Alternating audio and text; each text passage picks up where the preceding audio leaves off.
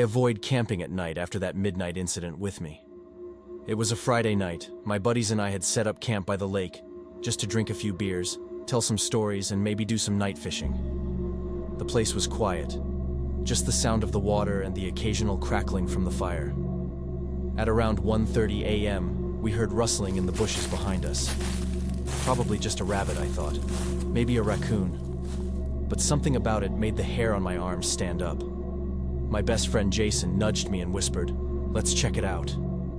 We grabbed our flashlights and walked over. We found nothing, just trees and bushes. The bushes weren't even moving anymore. It was like whatever was there had disappeared. We shrugged it off and started back to the fire when we heard something else.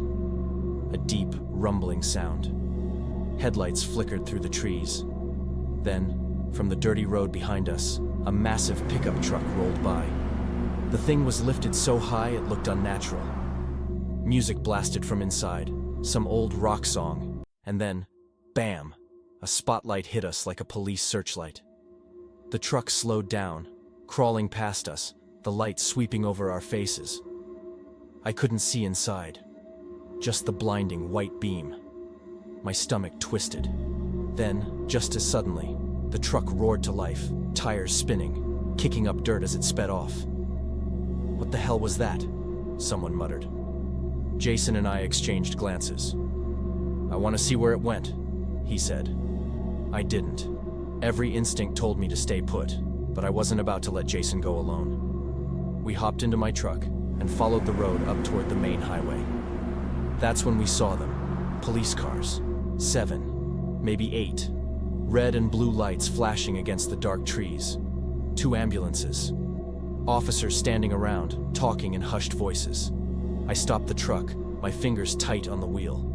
Before we could even think, a sharp tap hit my window. I jumped. A cop stood there, face half shadowed under his hat.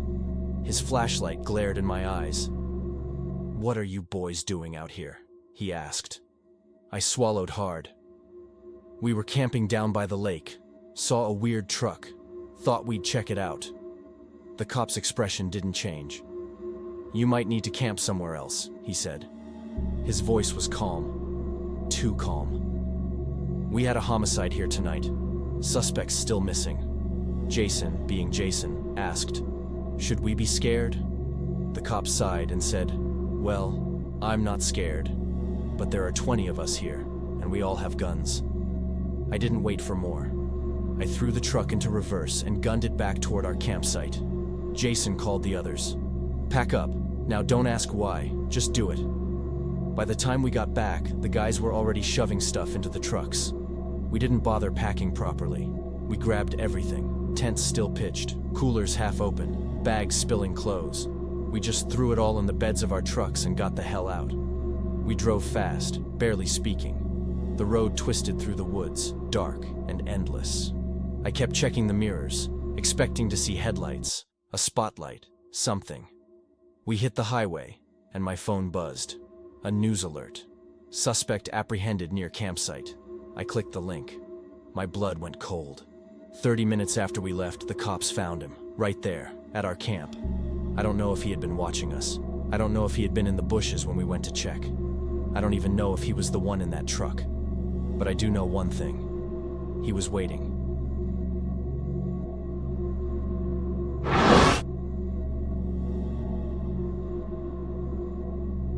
It was a trip to Florida, just a weekend out in the woods.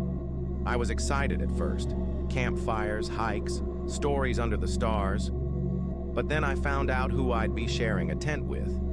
His name was Kyle. He was weird. Not the quiet kind of weird, but the kind that made you uncomfortable. He was always picking fights, showing off his knives like it was some kind of game. He had too many of them, more than anyone should. That night, my friend and I sat in the tent playing blackjack, just passing time, whispering so the leaders wouldn't hear. I don't even remember what I said, but something set him off. Kyle's face twisted in anger, his hands curled into fists. He started yelling. Loud. Too loud. A second later, the tent flap flew open. One of the scout leaders stood there, flashlight in hand, looking furious. "Lights out. Now." Kyle grumbled but lay down. My friend and I exchanged a look before turning over in our sleeping bags. I tried to shake off the feeling in my gut.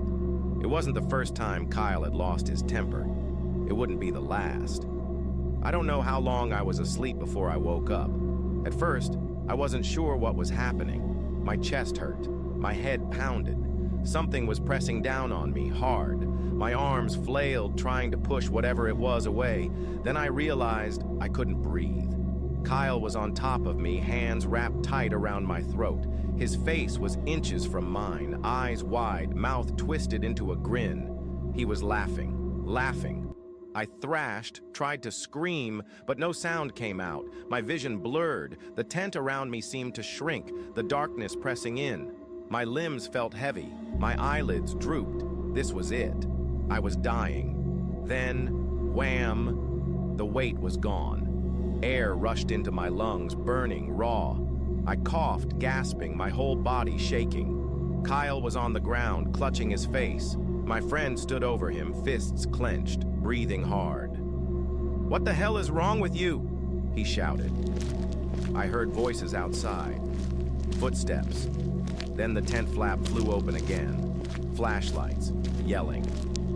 Kyle was pulled away, still laughing, still smiling like it was all some kind of joke. They didn't kick him out. Not right away. They made him sleep alone, right by the adults' tents. But that night I couldn't sleep. Every time I closed my eyes, I saw his face. Felt his hands. I woke up 3 times, kicking, screaming, convinced he was still there. When we got back home, the scout leaders told his parents. Told my mom, too. I don't know what they said, but I know she wanted to kill him. Kyle got banned from scouts, from other activities, too. After that, I barely saw him, but I still dream about him. I still wake up in the middle of the night, gasping for breath, convinced there are hands around my throat. And sometimes, in those moments before I'm fully awake, I swear I can hear him laughing.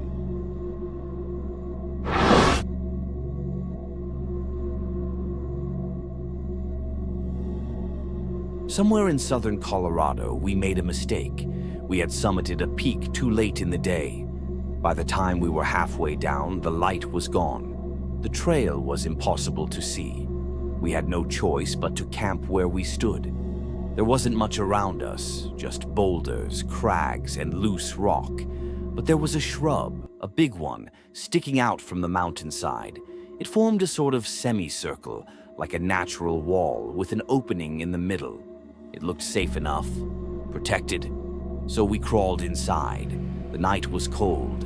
We lay close for warmth and drifted off. Then my buddy shook me awake. "Did you hear that?" he whispered. I held my breath. At first, nothing. Then soft footsteps, slow, careful, circling the bush. Something was out there. Then came the sound, a low, guttural growl. Not deep, not loud, just wrong. We didn't move, didn't breathe. We just listened as the thing paced around us, sniffing, scraping at the dirt. It wasn't leaving. Then it stopped at the opening. The only way in. The darkness was so thick I could barely see. Just the outline of something big. A hulking shape. Still. Watching. My buddy whispered, "What the fuck is that?" I reached for my phone. Slowly. My fingers trembled. I turned on the flashlight. The beam hit the shape. Eyes reflected back. A mountain lion. It didn't run. Didn't flinch. It just stood there, staring, its pupils black and endless. It let out another growl, but this time it crouched lower. Muscles tensed. I could see its claws, its teeth. I knew what was coming. My body reacted before my brain did. My hand found the machete beside me. I gripped it tight. My breath came fast, chest rising and falling like a drum. There was no running, no hiding, so I did the only thing I could. I screamed. I jumped to my feet, hands in the air, machete swinging wildly. My voice was raw, filled with pure terror.